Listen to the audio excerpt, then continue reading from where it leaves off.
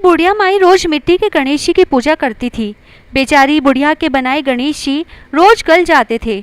उसके घर के सामने एक सेठ जी का मकान बन रहा था। बुढ़िया माई सेठ जी के मकान पर जाकर मकान बनाने वाले कारीगर से बोली, भाई मेरे मिट्टी के बनाए गणेश जी रोज गल जाते हैं, आप मेरी पूजा के लिए पत्थर से एक गणेश जी बना दो, आपकी बड़ी कृपा होगी। मकान बनाने वाला कारीगर बोला, माई जितनी देर में तुम्हारे लिए गणेश जी बनाएंगे उतनी देर में तो सेठ जी की दीवार पूरी कर देंगे। बुढ़िया यह सुनकर गुस्से से बोली, भगवान करे तेरी दीवार टेढ़ी हो जाए, और दुखी मन से घर वापस आ गई। इधर कारीगर को दीवार पूरी करते करते शाम हो गई, परंतु दीवार बनने से पहले ही टेढ़ी हो जाए। शाम को सेठ जी आए और पूछा कि आज कुछ काम नहीं किया। तब मकान बनाने वाले कारीगर ने बुढ़िया वाली बात बताई। तब सेठ जी बुढ़िया माई से जाकर बोले, माई तुम हमारी दीवार सीधी कर दो तो हम तुम्हें सोने के गणेश जी बनवा देंगे। गणेश जी ने यह सुनते ही सेठ जी की दीवार सीधी कर दी। सेठ जी ने बुढ़िया माई को पूजा के लिए सोने के गणेश जी बनवा दिए। गणेश जी को पाकर बुढ़िया माई बहुत प्रसन्न हुई। हे बिंदायक जी महाराज, जैसे सेठ जी की दीवार सीधी करी वैसे ही हमारे भी सब कार्य सीधे करना। कहता ने सुनता ने हुकारा भरता ने सारे परिवार की रक्षा करना। वैशाख मास में रोजाना सुनी जाने वाली एक बहुत ही सुंदर कथा। एक गांव में एक पति पत्नी रहते थे। वह लकड़ियां बेचकर अपना पेट भरते थे। पति जब भी लकड़ी काट कर लाता तो पत्नी उसमें से एक लकड़ी निकालकर अलग रख लेती।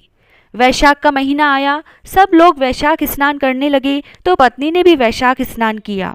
वह रोजाना वैशाख नहाती, आंवला पीपल सींचती, कहानी सुनती, पूजा करती। ऐसा करते करते एक महीना बीत गया। पत्नी ने सोचा वैशाख स्नान तो कर लिया, लेकिन उद्यापन कैसे करूं, ब्राह्मण भोज कैसे कराऊं। तब उसने पति के लकड़ियों के गट्ठर से रोजाना निकाली हुई एक एक लकड़ी का गट्ठर बनाया और भगवान का नाम लेकर नगर में बेचने निकली। वैशाख भगवान का नाम लेते ही सारी लकड़ियां चंदन की हो गई, सारा वातावरण महक गया। नगर में वह जहां से भी निकलती तो खुशबू फैल जाती। जब वह राजमहल से गुजर रही थी तो राजा को चंदन की खुशबू आई। राजा ने पूछवाया कि चंदन की खुशबू कहाँ से आ रही है, तो सैनिकों ने आकर बताया कि एक औरत चंदन की लकड़ियां बेच रही है। जब लकड़ियों की कीमत पूछवाई तो वह बोली, जितना आप चाहें दे दें, मुझे 5 ब्राह्मण जिमाने हैं, उनको जिमाऊं, इतना सामान चाहिए। राजा ने सैनिकों के साथ 5 ब्राह्मण जिम ले उतना सामान उसके घर भेज दिया। उसने घर जाकर दाल बाटी और चूरमा ब्राह्मणों को जिमाया, दक्षिणा दी और ब्राह्मणों का आशीर्वाद लिया। उधर उस दिन पति का लकड़ियों का गट्ठर बिका नहीं तो उसको देर हो गई। इधर ब्राह्मणों व भगवान के आशीर्वाद से उसकी झोपड़ी महल में बदल गई। रसोई में 36 पकवान तैयार हो गए। पति गट्ठर बेचकर आया तो उसे झोपड़ी दिखी नहीं। वो पड़ोसन से पूछने लगा तो पड़ोसन बोली, तुम तो लकड़ियां बेचते रहते हो, तुम्हारी पत्नी स्नान ध्यान पाठ पूजा करती है, ब्राह्मण जिमाती है, बाकी तुम जानो। इतने में उसकी पत्नी आ गई। पति से बोली, ये ही अपना घर है। पति को गुस्सा आया और बोला, तूने चोरी की या डाका डाला जो अचानक से इतना धन आ गया। तब वो बोली कि मैंने वैशाख स्नान किया, बड़ पीपल सींचा, उसका फल भगवान ने मुझे दिया है। ब्राह्मण जिमाने के लिए रोज आपकी लकड़ियों के गट्ठर में से एक लकड़ी निकालती थी, वो लकड़ियां भगवान की कृपा से चंदन की हो गई। बेचने गई तो राजा ने गट्ठर मांगा, मैंने राजा से सूखा सामान मांगा जिससे ब्राह्मण जिमाए, वे दक्षिणा दी। ब्राह्मणों ने आशीर्वाद दिया, उसका फल भगवान ने हमें दिया।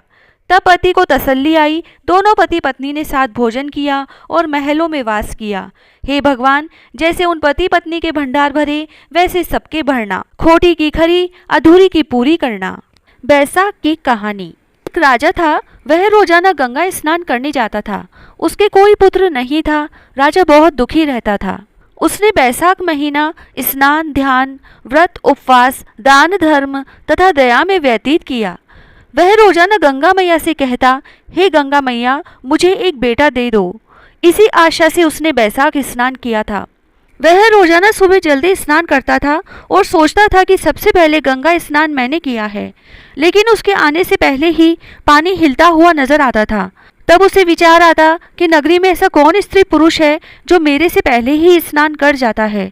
उसको ये ही उत्सुकता मन में रहती थी।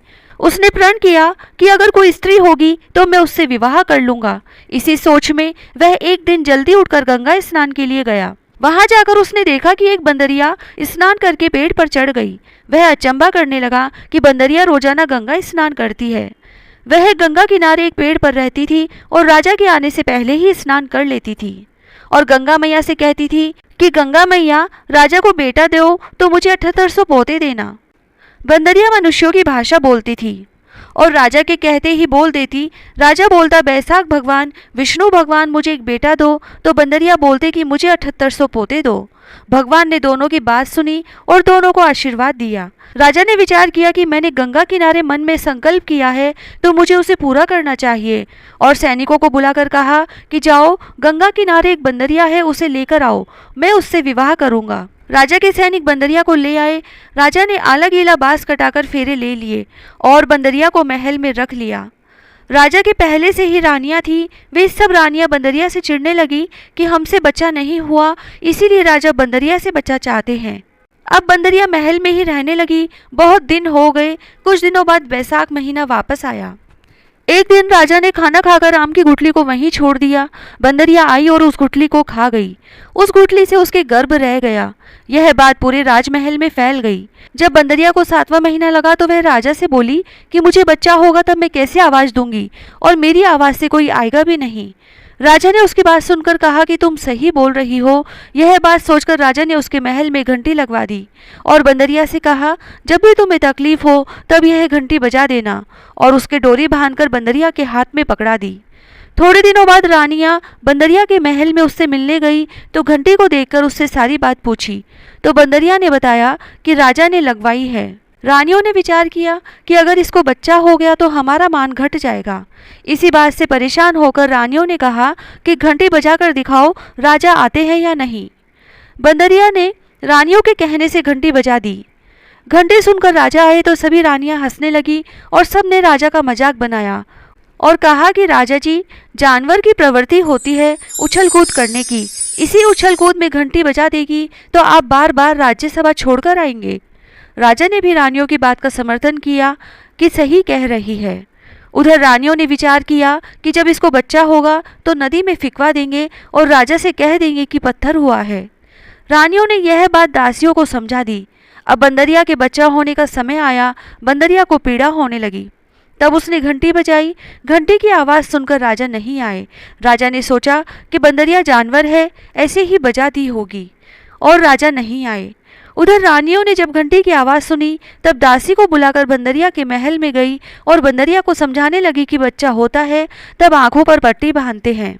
बंदरिया ने भी ऐसा ही किया। अब उसके सुंदर सा राजकुमार हुआ। सभी रानियां चकित रह गई कि इतना सुंदर राजकुमार पैदा हुआ है। अब हमारा अपमान होगा और बंदरिया का मान बढ़ जाएगा। इसे नदी में फिकवा देते हैं और राजा से कह देंगे कि पत्थर हुआ है। रानियों ने दासी को एक लकड़ी का बक्सा दिया और बच्चे को उसमें रखवा कर कहा कि तुम इसे नदी में फेंक कर आ जाओ। दासियों ने ऐसा ही किया और बंदरिया के पास पत्थर लाकर रख दिया और बंदरिया से कह दिया कि तेरे पत्थर हुआ है। बंदरिया बहुत दुखी हुई। उधर राजा को कहलवा दिया कि बंदरिया के पत्थर हुआ है। राजा बहुत दुखी हुए और विचार किया, जब रानियों के ही बच्चा नहीं हुआ तो जानवर के कहाँ से बेटा होगा। भगवान की इच्छा समझकर राजा ने मन में संतोष कर लिया।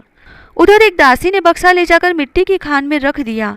उसको नदी में नहीं फेंका। मन में विचार किया कि मैं इस बच्चे को नदी में फेंककर पाप क्यों कमाऊं।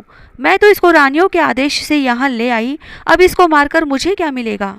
वह उसे रात के अंधेरे में वहीं रखकर आ गई और सोचा कि रात के अंधेरे में मुझे कोई नहीं देखेगा।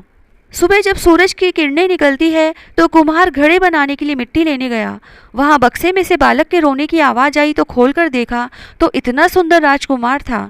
कुम्हार कुम्हारी बहुत खुश हुए क्योंकि उनके भी कोई संतान नहीं थी। उन्होंने सोचा, भगवान से रोजाना प्रार्थना करते थे, आज तो भगवान ने सुन ही ली। बच्चे को लेकर घर आ गए। उधर रानियों ने दासी से पूछा कि बच्चे को बहा दिया क्या, तो दासी ने हाँ कर दी। इधर दिन प्रतिदिन बच्चा बड़ा होने लगा। थोड़े दिनों बाद बच्चा बड़ा हुआ तो बैसाख भगवान की कृपा से बच्चे को सब कुछ पता चल गया कि मैं किसी राजा का राजकुमार हूँ, इनका बच्चा नहीं हूँ। बच्चे ने अपने कुम्हार पिता से कहा कि मुझे मिट्टी के हाथी घोड़े बनाकर दो। कुम्हार ने बच्चे को हाथी घोड़े बनाकर दे दिए। बच्चा मिट्टी के हाथी घोड़े लेकर कुएं की पाल पर जाकर बैठ गया और वहां बैठा बैठा मिट्टी के हाथी घोड़ों से बात करने लगा और उनसे बोला, पियो पियो रे मिट्टी के हाथी घोड़े पानी पियो। तभी राजा की दासियां कुएं पर पानी भरने आई तो दासियों ने कहा कि कहीं मिट्टी के हाथी घोड़े भी पानी पीते हैं क्या। इस बात पर बच्चा खूब हंसा और कहने लगा कि कहीं राजा की रानी के भी पत्थर पैदा होते हैं क्या। यह सुनकर दासियां चकित रह गई कि ये बात बच्चे को कहाँ से पता लगी। वे दासियां महल में आई तो रानियों से सारी बात कह दी। रानियों ने सोचा कि यह बात राजा तक न पहुंच जाए। इसी चक्कर में रानियों ने राजा से शिकायत की कि कुम्हार का बच्चा कुएं पर दासियों को गाली दे रहा था, इसीलिए कुम्हार को देश निकाला दे दो। रानियों के कहने पर राजा ने हुक्म दिया कि कुम्हार को दूसरे गांव भेज दो। नौकर कुम्हार के पास गए और उसे गांव छोड़ने का आदेश दे दिया। कुम्हार बहुत गिड़गिड़ाया कि मेरा यहाँ पर अच्छा व्यापार चलता है, अगर मेरा व्यापार बंद हो गया तो गुजारा कैसे चलेगा। लेकिन राजा के हुक्म के आगे उसकी नहीं चली। वह गांव छोड़कर जंगल में चला गया। थोड़े दिनों बाद लड़का और बड़ा हो गया। अब तो सब जंगल में झोपड़े बांधकर रहने लगे। आसपास बहुत सारे पेड़ पौधे लगा लिए। घर के बाहर छाया हो गई। अब कुम्हार का बेटा एक पेड़ के नीचे बहुत सारे करवे पानी से भरकर बैठ जाता और जो भी कोई उधर से निकलता उसको पानी पिला देता। कुछ दिनों बाद चैत्र का महीना आया। गांव की लड़कियां गणगौर बनाने के लिए मिट्टी लेने कुम्हार के घर गई।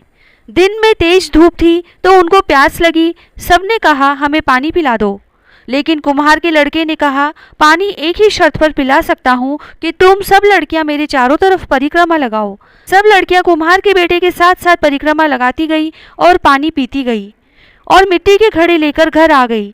घर आते ही सब लड़कियों की तबीयत खराब हो गई। तब वैद्य जी को बुलाकर नब्ज दिखवाई तो वैद्य जी ने कहा कि सब लड़कियां गर्भवती है। सबके घर वाले चकित रह गए। सबने लड़कियों से पूछा तो कुम्हार के बेटे की सारी बात बताई। सब गांव वाले परेशान हो गए और सब उस कुम्हार के लड़के के पास गए। उन्होंने सारी बात कुम्हार से बताई। इसने सब लड़कियों से 7-7 फेरे लगवा लिए। अब हम सब लड़कियों की शादी तुम्हारे बेटे से करेंगे। कुम्हार ने कहा कि मेरे पास तो रहने को घर नहीं है, मैं इतनी सारी बहुओं को कैसे रखूंगा। सब लोग वापस राजा जी के पास गए और राजा जी से शिकायत करी। कुम्हार के बेटे ने सभी लड़कियों से फेरे ले लिए और अब कुम्हार के पास बहुएं रखने को घर नहीं है। अब हमारी बेटियों से शादी कौन करेगा। ऐसे हाल में हम बेटियों को कहाँ भेजेंगे। राजा ने सभी की बात सुनी और खुद कुम्हार के घर गए और उसको कहा कि मैं सबके लिए घर बनवा देता हूँ, सबको बहू बनाकर ले आओ। कुम्हार व राजकुमार राजी हो गए और हाँ भर दी। अब राजा ने जंगल में शहर बसा दिया, बहुत सारे घर बनाकर दिए और सबने अपनी बेटियों का विवाह धूमधाम से किया। थोड़े समय बाद कुम्हार की सभी बहुओं को बेटे हुए। अब कुम्हार बहुत खुश हुआ कि कहाँ तो मेरे बेटा ही नहीं था और कहाँ भगवान की कृपा से इतने सारे पोते हो गए। अब राजकुमार कहने लगा पिताजी आप दादा बन गए, इस खुशी में जग हेड़ा लगाएंगे। कुम्हार ने बात मान ली और पूरे गांव को न्योता दिया। राजा व रानियां नौकर चाकर सबको बुलाया और अपनी माँ बंदरिया को भी बुलाया। राजकुमार ने बंदरिया के लिए रथ भेजा, गहने वस्त्र भेजे कि बंदरिया यह सब पहनकर रथ में बैठकर गाजे बाजे से आए और उसका सिंहासन भी सबसे ऊंचा लगवाया। अब सब गांव वाले आ गए, राज परिवार भी पूरा आ गया और बंदरिया भी रथ में बैठकर आ गई। अब बंदरिया को सबसे ऊंचे आसन पर बिठाया। यह देखकर सभी रानियां क्रोधित हो गई कि हमारी इज्जत कम कैसे करी, हमको नीचा आसन दिया।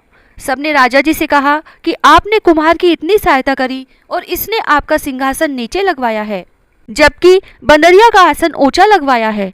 राजा जी बोले थोड़ी देर में बात करते हैं, पहले सबको भोजन कर लेने दो। इधर राजकुमार ने सभी पत्नियों से कहा कि ये बंदरिया मेरी माँ है और मैं इसका बेटा हूँ और तुम सब इसकी बहुएं हो, इसीलिए सभी पत्नियां बच्चों को माँ की गोद में देती जाओ और पाँव छूती जाओ। सभी बहुएं बंदरिया को बच्चे गोद में देती गई और पाँव छूती गई। यह सारा दृश्य सभी गांव वाले देखते रहे। राजा जी व उनका सारा परिवार भी देखते रहे। यह सब देखकर राजा जी को अचंभा हुआ और उसने राजकुमार को बुलाकर पूछा कि ये क्या हो रहा है। राजकुमार ने सभी रानियों व दासियों को बुलाकर कहा कि ये मेरी माँ है और आप मेरे पिता हैं और ये सब आपके पोते हैं। राजा ने पूछा कि यह कैसे हो सकता है। तब राजकुमार ने दासी का हाथ पकड़कर कहा कि सच बताओ। तब दासी ने डर के मारे सारी बात बताई कि बंदरिया के बेटा हुआ था और मुझे रानियों ने कहा कि इसको नदी में फेंक आओ, लेकिन मैंने इस कार्य को पाप समझकर इसे कुम्हार की खान में छोड़ दिया। ये वही राजकुमार है महाराज जो बंदरिया से हुआ था और आपको झूठ कहा था कि बंदरिया के पत्थर हुआ है। राजा जी बहुत खुश हुए और वे सभी बहुओं और पोतों को महल में ले गए तथा उन रानियों और दासियों को देश निकाला दे दिया। राजा जी ने बंदरिया से कहा कि मैंने तो बैसाख महीने में भगवान से एक बेटा मांगा था और भगवान ने इतने सारे पोते दे दिए। यह सुनकर बंदरिया बोली कि महाराज, आप जब सुबह स्नान करने आते थे तब कहते थे कि मुझे बेटा देना, और मैं कहती थी कि भगवान राजा को एक बेटा देना और मुझे 7800 पोते देना। मैं नहीं जानती थी कि मैं क्या बोल रही हूँ, मेरी तो जानवर प्रवृत्ति थी। लेकिन बैसाख भगवान ने मेरी अनजाने में कही हुई बात भी सच कर दी। राजा जी अपने बेटे, बहुओं व पोतों से बहुत खुश हुए। हे बैसाख भगवान, राजा जी की इच्छा पूरी करी वैसी सबकी करना। कहता ने सुनता ने हुकारा भरता ने अपने सारा परिवार की मनोकामना पूरी करना। एक बार एक राजा के 2 रानियां और एक मुंह बोली बहन थी। सभी साथ साथ रहते थे। राजा अपनी मुंह बोली बहन की सारी बातें मानते थे, चाहे वह सही हो या गलत। बड़ी रानी बहुत ही धार्मिक प्रवृत्ति की थी। वह अत्यधिक व्रत उपवास किया करती थी। बड़ी रानी वैशाख के रविवार का व्रत करती थी और बड़ पीपल तथा आकड़े के पेड़ की पूजा किया करती थी। छोटी रानी चापलूस प्रवृत्ति की थी। उसने अपनी मुंह बोली बहन को पटा रखा था। छोटी रानी जानती थी कि राजा को अगर खुश रखना है तो उनकी मुंह बोली बहन को भी खुश रखना होगा, तो वह वही कार्य करती थी जिससे उसकी ननद को खुशी मिले। लेकिन बड़ी रानी को चापलूसी पसंद नहीं थी। एक बार की बात है, जब वैशाख महीना आया तो बड़ी रानी ने वैशाखी रविवार का व्रत किया और बड़ पीपल आंकड़े की पूजा करने के लिए वह महल से बाहर चली गई। पूरे दिन घर से बाहर रही तो इधर छोटी रानी को भी बड़ी रानी के खिलाफ शिकायत करने का मौका मिल गया। छोटी रानी ने कहा कि देखो जीजी, बड़ी रानी मालूम नहीं क्या टोने टोटके करती है। पूरे दिन घर से बाहर रहती है, बड़ पीपल और आंकड़े की पूजा करती है। तब राजा की मुंह बोली बहन ने अपने भाई से कहा कि देखो भाई, बड़ी रानी पता नहीं क्या टोने टोटके करती है। आप नगर के सभी बड़ पीपल और आंकड़े के पेड़ कटवा दीजिए। भाभी पूरे समय महल से बाहर रहती है और बड़ पीपल और आंकड़े के पेड़ की पूजा करती रहती है। लोग देखेंगे तो क्या कहेंगे? और फिर हम तो राजकुल के वंशज हैं, हमें धन दौलत की क्या कमी है? तब राजा ने अपने सिपाहियों को बोलकर सारे बड़ पीपल और आंकड़े के पेड़ कटवा दिए। बड़ी रानी ने सुना तो उसे बहुत दुख हुआ, लेकिन छोटी रानी और ननद को बहुत खुशी हुई। इस तरह वैशाख महीने का दूसरा रविवार आया तो बड़ी रानी ने वैशाखी रविवार का व्रत किया और वह बड़ पीपल तथा आंकड़े के पेड़ की पूजा करने की सोचने लगी। तब उसने चूरमे के लड्डू बनाए। एक थाली में रोली, मोली, चावल, मेहंदी, काजल, कच्चा सूत, चुनरी, जल का लोटा तथा पूजा के सारे सामान और घी का दीपक लेकर महल से बाहर बड़ पीपल और आंकड़े की पूजा करने के लिए निकल पड़ी। पूरे नगर में उसे कहीं भी बड़ पीपल आंकड़े का पेड़ दिखाई नहीं दिया। तब वह भटकते भटकते घने जंगल में पहुंच गई। इधर उधर भटकने के बाद उसे बहुत देर बाद एक छोटा सा आंकड़े का पौधा दिखाई दिया जो पत्थरों में दबा हुआ था। शायद राजा की सिपाहियों की नज़र उस पर नहीं गई, इसीलिए वह बच गया। बड़ी रानी को बहुत खुशी हुई। उसने वहीं बैठकर आंकड़े के पौधे की पूजा की। उसने आंकड़े के पौधे के पास एक छोटी सी तलाई बनाई और उसमें लोटे का जल सींच दिया। चूरमा बाटी का भोग लगाया, रोली चावल चढ़ाया, सूत बांधा, मेहंदी लगाई, काजल लगाया, चुनरी उड़ाई और घी का दीपक जलाया।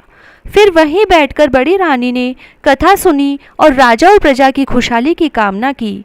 फिर वह महल में आ गई। इस तरह समय बीतने लगा। राजा को शिकार खेलने का बहुत शौक था। एक दिन राजा सिपाहियों और मंत्रियों के साथ घोड़े पर बैठकर घने जंगल में पहुंच गया। ज्येष्ठ का महीना था, बहुत तेज गर्मी पड़ रही थी। राजा शिकार की तलाश में जंगल में पहुंच गया, लेकिन उसे कहीं शिकार दिखाई नहीं दिया। वह बहुत देर तक शिकार के लिए भटकते रहे।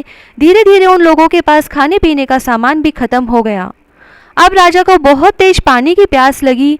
साथ ही सभी मंत्रियों और सिपाहियों को भी भूख प्यास लगी थी। सभी गर्मी से बेहाल हो रहे थे। तब राजा ने अपने मंत्रियों को हुक्म दिया कि ऊंचे पेड़ पर चढ़कर देखो आसपास में कहीं जल का स्रोत है या नहीं। कोई तालाब, कुआं, बावड़ी मिल जाए तो पानी पीकर प्यास बुझाई जाए। तब मंत्री ने पेड़ पर चढ़कर देखा तो उसे कुछ दूरी पर पक्षी उड़ते हुए दिखाई दिए। तो उसने कहा, महाराज, यहाँ से कुछ दूर पक्षी उड़ रहे हैं, शायद वहाँ हमें कुछ मिल सकता है, हमें वहीं चलना चाहिए। तब राजा अपने सिपाहियों और मंत्रियों के साथ उस स्थान पर पहुंचा। वहां उन्होंने देखा कि बहुत बड़ी तलाई थी जिसमें पानी भरा हुआ था और एक आंकड़े का पेड़ था। रानी ने वहाँ छोटी सी तलाई बनाकर पानी सींचा था, वही तलाई आज बहुत बड़े तालाब में बदल चुकी थी। राजा ने सबके साथ पानी पिया, प्यास बुझाई और घोड़ों को भी पानी पिलाया। तभी राजा ने देखा कि आकड़े के पत्ते पर चूरमा बाटी रखे हैं। ऐसा देखकर राजा और सभी सिपाही बहुत खुश हुए। फिर राजा ने चूरमा बाटी खुद भी खाया और अपने सभी साथियों को भी खिलाया, घोड़ों को भी खिलाया। सब ने भर पेट चूरमा बाटी खा लिया, लेकिन फिर भी चूरमा बाटी खत्म ही नहीं हुआ। राजा के साथ सभी मंत्रियों और सिपाहियों को भी बहुत आश्चर्य हुआ। थोड़ी देर आराम करने के बाद संध्या के समय राजा महल में आ गए। राजा ने महल में आते ही अपनी दोनों रानियों से पूछा कि तुम दोनों में से किसने मेरी और प्रजा की सलामती के लिए व्रत किया था और आकड़े के पेड़ की पूजा करी थी। तो छोटी रानी ने मना कर दिया, लेकिन बड़ी रानी बोली कि महाराज, मैं हर साल वैशाखी रविवार का व्रत करती हूँ और बड़ पीपल और आकड़े की पूजा करती हूँ, लेकिन इस बार आपने ननद और छोटी रानी के कहने में आकर सारे पेड़ कटवा दिए।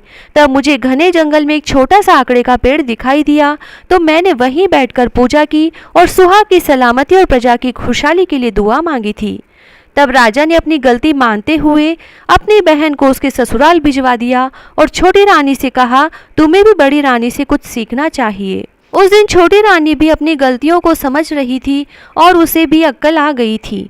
तब राजा ने पूरी नगरी में ढिंढोरा पिटवा दिया कि वैशाख के रविवार का व्रत करें, बड़ पीपल और आकड़े के पेड़ की पूजा करें।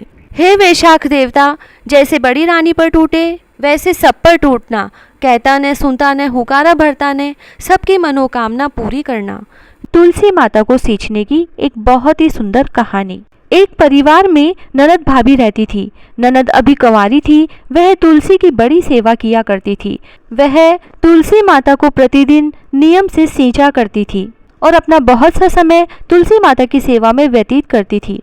पर भाभी को यह सब फूटी आंख नहीं सुहाता था। कभी कभी तो वह गुस्से में कहती, जब तेरा विवाह होगा तो बारातियों को तुलसी ही खाने को दूंगी तथा तुलसी ही तेरे दहेज में दूंगी। और जब समय आने पर ननद की शादी हुई, भाभी ने सच में ऐसा ही किया। भाभी ने बारातियों के सामने तुलसी का गमला फोड़कर रख दिया, लेकिन तुलसी माता की कृपा से वह गमला स्वादिष्ट व्यंजनों में बदल गया। जब ननद शादी के लिए तैयार होने लगी तो गहनों के बदले भाभी ने ननद को तुलसी की मंजरी पहना दी, तो वह सोने के आभूषणों में बदल गई। वस्त्रों के स्थान पर तुलसी का जनेऊ रख दिया तो वह रेशमी वस्त्रों में बदल गया। दहेज में भी उसकी भाभी ने उसे तुलसी के गमले, तुलसी की मंजरी ही दी, लेकिन वह सब दहेज के बहुत ही सुंदर सामानों में बदल गई। ससुराल में उसके दहेज आदि के बारे में बहुत ही बड़ाई हुई। इस पर भाभी को बड़ा आश्चर्य हुआ और उसे तुलसी जी की पूजा का महत्व समझ में आ गया। भाभी की एक लड़की थी। वह अपनी लड़की से कहती कि तू भी अपनी बुआ की तरह तुलसी की सेवा किया कर, तुझे भी बुआ की तरह फल मिलेगा। पर वह लड़की भी अपनी माँ के जैसी थी। उसका मन भी तुलसी की सेवा में नहीं लगता था। और जब उस लड़की के विवाह का समय आया तो भाभी ने सोचा कि जैसा व्यवहार मैंने अपनी ननद से किया उसी के कारण उसे इतनी इज्जत मिली, तो क्यों न मैं अपनी बेटी के साथ भी वैसा ही व्यवहार करूं। तो उसने बारातियों के सामने तुलसी का गमला फोड़कर रख दिया, लेकिन इस बार मिट्टी मिट्टी ही रही, गमला गमला ही रहा। मंजरी व पत्ते भी अपने ही रूप में रहे तथा जनेऊ जनेऊ ही रहा। सभी बाराती भाभी की बुराई करने लगे। ससुराल में सभी लड़की की बुराई कर रहे थे। तो भाभी को अपनी ननद पर बहुत गुस्सा आया। भाभी अपनी ननद को कभी घर नहीं बुलाती थी। तो एक दिन भाई ने सोचा क्यों न मैं ही बहन से मिलाऊं। उसने अपनी इच्छा पत्नी को बताई तथा सौगात ले जाने के लिए कुछ मांगा। तब भाभी ने पहले तो मना कर दिया, फिर थैले में ज्वार भरकर कहा, और तो कुछ है नहीं, यही ले जाओ। तब भाई दुखी मन से वहां से चल दिया और सोचा भला बहन के घर भी कोई ज्वार लेकर आता है। बहन के नगर के समीप पहुंचकर उसने एक गौशाला में गाय के सामने ज्वार का थैला पलट दिया। तब वहां के गौपालक ने कहा, अरे भाई, ये सोना मोती गाय के आगे क्यों डाल रहे हो। तब भाई ने जल्दी से नीचे देखा तो सारी बात उस गौपालक को बताई तथा सोना मोती लेकर प्रसन्न मन से बहन के घर गया। बहन अपने भाई को देखकर बड़ी ही खुश हुई और भाई की बहुत आव भगत की। भाई को दुखी देखकर जब बहन ने कारण पूछा तो भाई ने सारी बातें बता दी। तब बहन ने कहा कि भाई, भाभी से कहना कि वह तुलसी की सेवा किया करे, तो तुलसी माता जरूर हमारे परिवार पर कृपा करेगी। ऐसा सुनकर भाई खुशी खुशी अपनी बहन के घर से चल दिया तथा पत्नी को घर जाकर सारी बातें बताई। आखिरकार भाभी भी तुलसी माता की सेवा बहुत ही मन से करने लगी और समय बीतने के साथ तुलसी माता की कृपा भाभी के परिवार पर भी हुई। हे तुलसी माता, जैसा ननद के साथ किया वैसा सबके साथ करना, जैसा भाभी की बेटी के साथ किया वैसा किसी के साथ न करना। कहता न सुनता न हुकारा भरता न सारे परिवार को खुश रखना। बरकत देवता की कहानी। एक गांव में एक साहूकार परिवार था। साहूकार पति पत्नी बड़े ही धार्मिक प्रवृत्ति के थे और उनके 5 बेटा बहू थे। उनके परिवार में कई पीढ़ियों तक किसी को भी बेटी नहीं हुई थी और जब उनके 5वें बेटे के बहू को बेटी हुई तो उस पूरे परिवार की खुशी का ठिकाना नहीं रहा। उन्होंने बहुत खुशियां मनाई और पूरे गांव में लड्डू बांटे। इससे पूरे गांव को बड़ा आश्चर्य हुआ। वे कहने लगे कि बेटे के जन्म की खुशी तो हर कोई मनाता है, पर बेटी के जन्म की खुशी भी कोई इस तरह मनाता है क्या? तब उस गांव के मुखिया ने कहा कि हम सभी को तो साहूकार परिवार से सीख लेनी चाहिए। साहूकार परिवार के लिए उनकी बेटी किसी रत्न से कम नहीं थी, इसीलिए परिवार वालों ने उसका नाम रत्नावती रखा। रत्नावती का पूरा परिवार बहुत ही लाड़ चाव से पालन पोषण कर रहा था। उसकी हर इच्छा को सबसे पहले पूरा किया जाता था। रत्नावती भी अपने परिवार की तरह ही बहुत ही धार्मिक प्रवृत्ति की थी। जब वह बड़ी हुई तो अपनी दादी के साथ रोजाना मंदिर जाने लगी। वह भी अपनी दादी के साथ तुलसी, केले, पीपल आदि को सींचती, सभी देवी देवताओं की पूजा करती, भजन कीर्तन करती। एक समय की बात है, जब वैशाख महीना आया तो साहूकार ने अपनी पोती के साथ मंदिर में गई। वहाँ बहुत सी औरतें वैशाख महीने की कहानी सुन रही थी, तो दोनों दादी पोती भी वहीं बैठकर कहानी सुनने लगी। अब वह रोज जाकर मंदिर बैठ जाती और कहानियाँ सुनती। एक दिन कहानी सुनाने वाली ने कहा कि मैं आज आप सबको बरकत की कहानी सुना रही हूँ। इस कहानी को सुनने के लिए 7 दिन व्रत रखें और लगातार रोजाना कहानी सुनने के बाद उद्यापन के लिए विष्णु भगवान के मंदिर में बरकत की कथा का उद्यापन करें। इससे उनके घर में कभी भी धन धान्य की कमी नहीं होगी और घर में हमेशा अन्न धन के भंडार भरे रहेंगे तथा परिवार के पुरुष तथा महिलाओं के हाथों में हमेशा बरकत बनी रहेगी। तब साहूकारनी ने भी 7 दिन तक कहानी सुनकर व्रत करने का निश्चय किया और रोजाना कहानी सुनने लगी। 7 दिन के बाद साहूकारनी ने बरकत की कथा का उद्यापन कर दिया। रत्नावती अभी बहुत छोटी थी तो साहूकारनी ने उसकी तरफ ध्यान नहीं दिया कि उसे भी उद्यापन करवाना है। धीरे धीरे रत्नावती बड़ी हुई और जब शादी योग्य हो गई तो परिवार वालों ने अच्छा घर वर ढूंढकर उसका विवाह कर दिया। रत्नावती के ससुराल में 4 जनों का छोटा सा परिवार था, जिसमें सास, बहू, रत्नावती तथा रत्नावती का पति था। जब रत्नावती ससुराल आई तो रोजाना की अन्य कामों का जिम्मा उसे सौंपा गया तथा खाना बनाने का जिम्मा सासू माँ ने ले लिया। उसकी सास खाना बनाने के बाद सबसे पहले अपने पति को खिलाती, फिर पुत्र को खिलाती और फिर बाद में खुद खाकर बचा हुआ जो भी खुरचन बचता वह रत्नावती को दे देती थी। रत्नावती बचा कुचा खाना खाकर पानी पीकर सो जाती थी। धीरे धीरे रत्नावती कमजोर पड़ने लगी। तब एक दिन रत्नावती के पति ने रत्नावती से पूछा कि हम घर में सिर्फ 4 जने हैं, मैं अच्छा कमाता हूँ, अच्छा खाना बनता है, पर तुम रोजाना कमजोर क्यों होती जा रही हो? तुम्हें किस बात का दुख है, मुझे बताओ। तब रत्नावती बोली कि आपकी माँ आप सभी को तो भरपेट खाना खिलाती है, लेकिन मुझे बची कुची कढ़ाई की खुरचन परोस देती है। मुझे रोजाना भरपेट खाने को नहीं मिलता, इसीलिए कमजोर होती जा रही हूँ। तब उसके पति ने कहा कि मेरी माँ ऐसा क्यों करेगी? तुम कल से मेरी थाली का खाना खा लेना और तुम्हें जो खाना परोसा जाएगा वह मैं खाऊंगा। दूसरे दिन से रत्नावती का पति कोई न कोई बहाना लेकर अपने खाने की थाली को कमरे में रखकर रत्नावती को खिला देता तथा उसे जो खाना परोसा जाता वह खुद खा लेता। धीरे धीरे रत्नावती के पति का स्वास्थ्य बिगड़ने लगा। रत्नावती का पति दिन भर दिन कमजोर पड़ने लगा, सूखने लगा। तब रत्नावती की सास ने अपने बेटे से कहा कि बेटा, मैं तो तुझे रोज अच्छे से अच्छा खाना देती हूँ, फिर तुम दिन पर दिन कमजोर क्यों होते जा रहे हो, क्यों सूख रहे हो? तब बेटा बोला, माँ मैं रोज बचा कुचा खाना जो तुम रत्नावती को देती हो वह खाता हूँ और मेरे हिस्से का खाना मैं रत्नावती को खिला देता हूँ। जैसा खाना खाऊंगा शरीर भी वैसा ही तो होगा। माँ, हम ले देकर परिवार में 4 तो जने हैं, तो तुम रत्नावती को खुरचन वाला खाना क्यों देती हो? वह भी किसी की बहन बेटी है। तब रत्नावती की सास ने घर की चाबी रत्नावती को सौंप दी और कहा कि बहू, आज से खाना तुम बनाओगी और मैं आराम करूंगी। बहुत दिन हो गए मुझे घर का काम करते करते, आज से पूरे रसोई की जिम्मेदारी तुम्हारी है। उस दिन रत्नावती की खुशी का कोई ठिकाना नहीं रहा। उसने ढेर सारा खाना बनाया, तरह तरह के पकवान बनाए। फिर उसने सबसे पहले अपने ससुर को खाना खिलाया, फिर सास को, उसके बाद अपने पति को खाना खिलाया। सबके खाना खा लेने के बाद जब रत्नावती खुद खाना खाने बैठी तो उसे कढ़ाई बिल्कुल साफ मिली। उसे खुरचन भी नसीब नहीं हुई। उस दिन उसे भूखा ही सोना पड़ा। तब उसके पति ने उससे पूछा कि आज तो तुमने खुद खाना बनाया है, आज तो तुमने भर पेट खाना खाया होगा। तब उसने कहा, जब सासू माँ खाना बनाती थी तो मुझे खुरचन तो खाने को मिलती थी, लेकिन आज तो मैंने खुद खाना बनाया। आप सबके खाना खा लेने के बाद मुझे तो कढ़ाई बिल्कुल साफ मिली। मेरे हिस्से में तो आज खुरचन भी नसीब नहीं थी। पति को बड़ा आश्चर्य हुआ। उसने कहा, यह कैसे हो सकता है? तुम कल और ज्यादा खाना बनाना। दूसरे दिन उसने पहले दिन से भी ज्यादा खाना बनाया। फिर सबको खाना खिलाने के बाद जब रत्नावती खुद खाना खाने बैठी तो उस दिन भी उसके लिए कुछ नहीं बचा। उसे कढ़ाई बिल्कुल साफ मिली। उसने यह सब अपना भाग्य मान लिया कि उसके हिस्से में अन्न देवता लिखे ही नहीं हैं। धीरे धीरे रत्नावती फिर से सूखने लगी। तब रत्नावती की सास ने अपनी बहू से कहा कि बहू, अब तो खाना तुम खुद बनाती हो, फिर भी तुम दिन बर दिन सूख रही हो।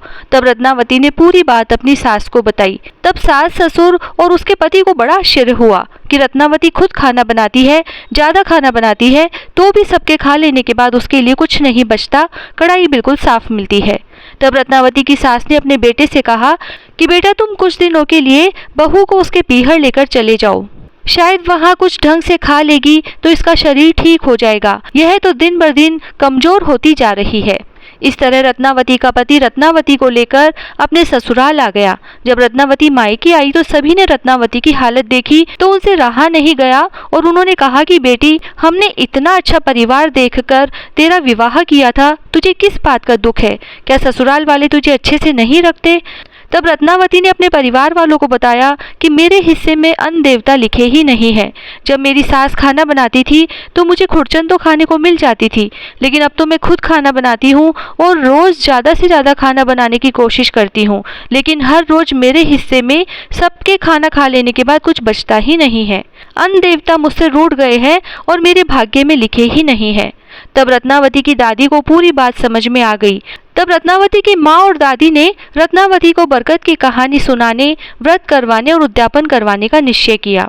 दूसरे ही दिन रत्नावती ने अपनी माँ और दादी के साथ बरकत की कहानी सुनी, व्रत किया। इस तरह 7 दिन तक लगातार व्रत करने के बाद 8वें दिन विष्णु भगवान के मंदिर में उसके हाथ से बरकत की कथा का उद्यापन करवाया और फिर वह मायके से बहुत सारा धन लेकर वापस अपने ससुराल आ गई। जब रत्नावती ससुराल आई तो उसने अपनी सास को पूरी बात बताई कि बरकत देवता मेरे से नाराज थे और मेरे ऊपर श्राप लगा था, इसीलिए मेरी दादी माँ ने मुझे बरकत की कथा सुनाई और मुझसे 7 दिन तक व्रत करवाया तथा 8वें दिन उद्यापन करवाया। अब आज से मैं आपको कहानी सुनाऊंगी, आप हुकारा भरना। फिर रत्नावती ने अपनी सास से कहा कि आपने खाना खा लिया क्या? सास ने कहा कि बहू, तू तो भूखी रहती है, हम सब खाना कैसे खा सकते हैं?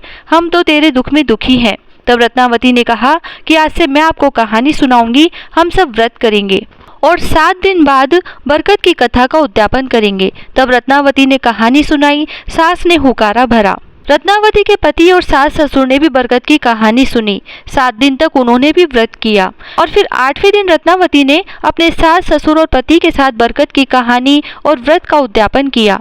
विष्णु भगवान के मंदिर में गए। उद्यापन में नारियल, मिश्री, मिठाई और दक्षिणा चढ़ाई। सभी ने भगवान से घर में बरकत बनी रहे इसकी प्रार्थना की और पहले जो गलती हुई उसके लिए क्षमा मांगी। उसके बाद घर आकर रत्नावती ने खाना बनाना शुरू किया तो उसकी सास और पति ने कहा कि बहू, आज तो तुम बहुत सारा खाना बनाना। लेकिन रत्नावती ने कहा कि नहीं, आज मैं देखना चाहती हूँ कि बरकत देवता मुझसे नाराज है या मुझ पर राजी हो गए हैं। आज मैं पहले जितना खाना बनाती थी उसका आधा ही खाना बनाऊंगी। उस दिन रत्नावती ने हमेशा से कम ही खाना बनाया और फिर अपने सास ससुर से कहा कि आप खाना खा लीजिए, लेकिन उसके सास ससुर ने कहा कि नहीं बहू, पहले तुम खाना खा लो। लेकिन रत्नावती ने कहा कि नहीं, पहले आप सब खाना खाइए, उसी के बाद मैं खाना खाऊंगी। तब रत्नावती के ससुर, सास और पति ने भरपेट खाना खाया। उसके बाद जब रत्नावती खाना खाने बैठी तो अभी भी बहुत सारा भोजन बाकी था। उस दिन से रत्नावती भी भरपेट भोजन करने लगी। हे बरकत देवता, जैसे रत्नावती पर राजी हुए वैसे सब पर होना, जैसे रत्नावती से नाराज हुए वैसे किसी से न होना। कहता ने सुनता ने हुकारा भरता ने सारे परिवार को खुश रखना। जय श्री राधे। प्राचीन समय की बात है, एक नगर में एक सेठ रहता था। वह बहुत ही अमीर था। उसके पास हीरे जवाहरात, घोड़े, हाथी, महल, नौकर चाकर आदि की कोई कमी नहीं थी। वह बहुत ही आराम से अपना जीवन यापन करता था। परंतु सेठ स्वभाव से घमंडी और भगवान को नहीं मानने वाला था। उसका कहना था कि जो भी उसको मिला है वह उसकी वजह से ही मिला है। परंतु सेठ को यह पता न था कि यह उसके पूर्व जन्मों के कर्मों का फल है जो इसे इस जन्म में अच्छा जीवन जीने को मिला है। वह सेठ बहुत ही घमंडी, अभिमानी और खुद को परमात्मा मानता था। इस तरह वह अपने घर वालों को भी मजबूर करता था कि वह उसे ही सर्वश्रेष्ठ समझे। समय के साथ सेठ के 2 पुत्रियों का जन्म हुआ। दोनों जुड़वा थी। दोनों एक साथ बड़ी होने लगी। बड़ी बेटी अपने पिता की तरह ही घमंडी थी और अपने पिता को ही सब कुछ मानती थी। वह भी नास्तिक विचारों वाली थी।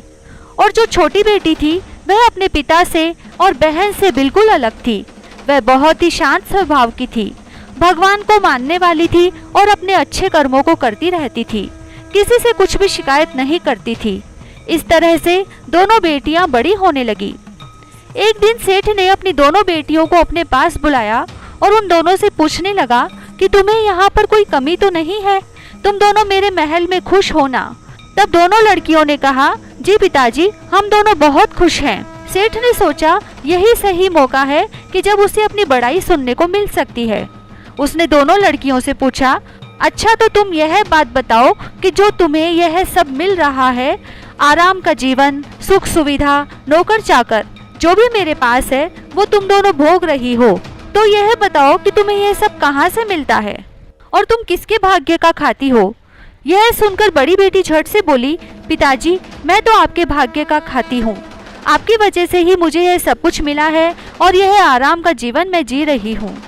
अपनी बड़ी बेटी के मुंह से इतनी प्रशंसा सुनकर वह खुशी से फूला न समाया। अब बारी थी छोटी बेटी की।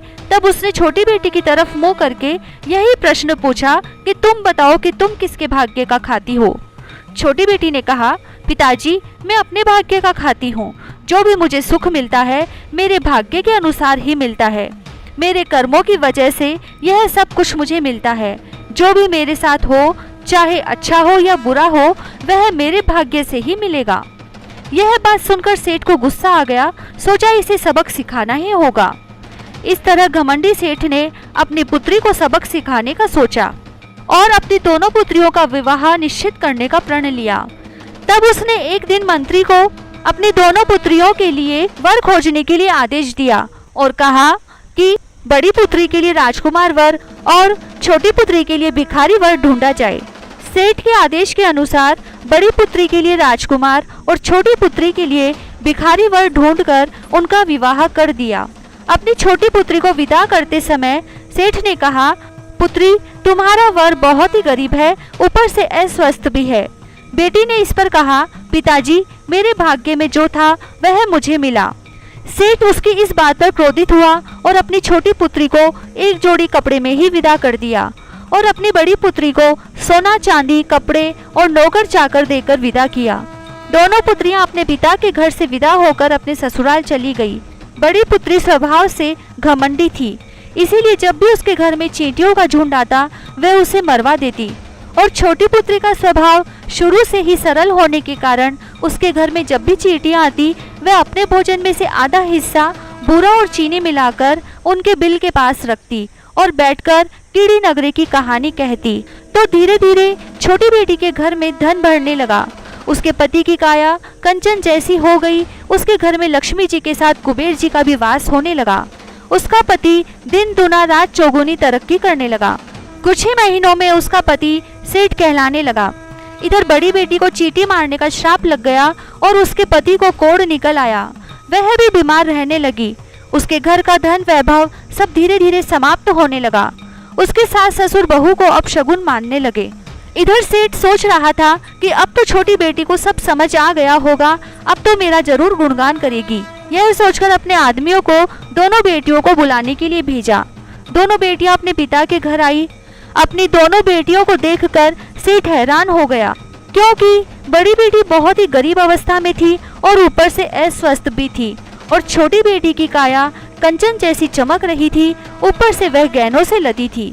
अब सेठ को समझ में आ गया कि सब अपने अपने भाग्य से और अपने बीते कर्मों के फल का खाते हैं, और उसने अपनी छोटी बेटी से माफी मांगी। इस प्रकार आप जब भी चींटियां देखें तो छोटी बेटी की तरह मीठी रोटी का चूरमा या आटे में शक्कर मिलाकर डालें। चींटी की कहानी सुने, कीड़ी नगरी की कहानी सुने। ऐसा 7 दिनों तक लगातार करने से आपके घर में लक्ष्मी जी के साथ कुबेर जी का भी वास होगा। जय श्री राधे।